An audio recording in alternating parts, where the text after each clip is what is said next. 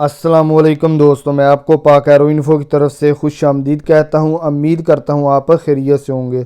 तो दोस्तों, आज इटालियन एम्बेसी की तरफ से एक नया नोटिफिकेशन जारी हो गया और ये एक बहुत ही बड़ा नोटिफिकेशन है। इसमें उन्होंने तमाम जो मसाइल थे उसका जिक्र कर दिया और उनके हल का उन्होंने ऐलान भी कर दिया है। तो ये आपके साथ शेयर किया जाएगा। नया नोटिफिकेशन क्या है, ये तमाम आपके साथ बातें शेयर की जाएंगी और वीडियो को मुकम्मल देखना, बहुत ही अहम पॉइंट्स हैं। इसके अलावा जो इटली के साबिक़ वज़ीर-ए-आज़म थे ना, जुज़ेप्पे कोंते, वो भी मैदान में आ गए हैं। तारकीन वतन जो मुखालफ इत्तेहाद था, उनके लिए एक बहुत बड़ा चैलेंज बन गया है। तो मज़ीद तफसील जाने से पहले उन तमाम भाइयों से गुजारिश है कि जो इस चैनल पर नए आए हैं वो इस चैनल को सब्सक्राइब कर दें, साथ बेल आइकन को क्लिक ज़रूर करें ताकि आपको हर नई आने वाली वीडियो बर वक्त, मालूमाती वीडियो बर वक्त मिलती रहे।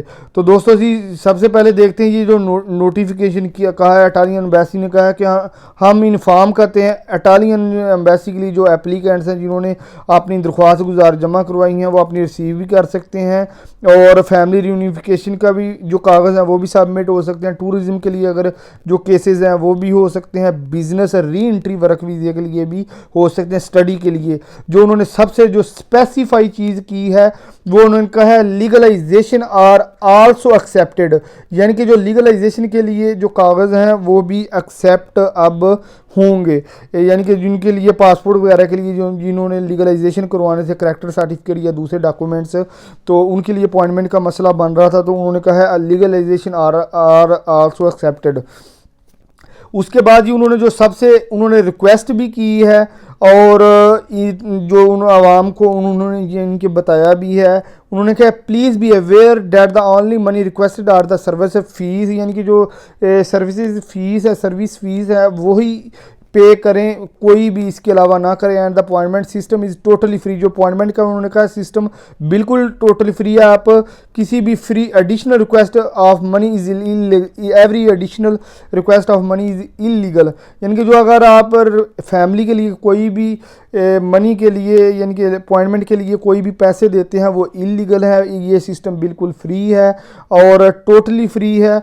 ये उन्होंने नया नोटिफिकेशन जारी कर दिया है। याद रहे इटली का जो ये सफ़ीर नया आया है, जनवरी से शुरू से ही उसने ये तमाम जो मामलात थे उसको उन्होंने आहिस्ता आहिस्ता तेज़ी कर रहा है। तो आखिरकार ये एक अपडेट आ गई है लीगलाइजेशन के लिए भी। उन्होंने कहा है आर आल्सो डॉक्यूमेंट जो है ना वो एक्सेप्टेड होंगे। तो अब देखते हैं जी, जो इटली के साबिक़ वज़ीर-ए-आज़म हैं उन्होंने सियासत में आने का ऐलान कर दिया। तो जैसा कि आपको पता है वो पेशे के लिहाज से पहले प्रोफेसर थे, लेकिन ये उन क्राइसिस की वजह से, कोविड क्राइसिस की वजह से उसने इस्तीफ़ा दे दिया था।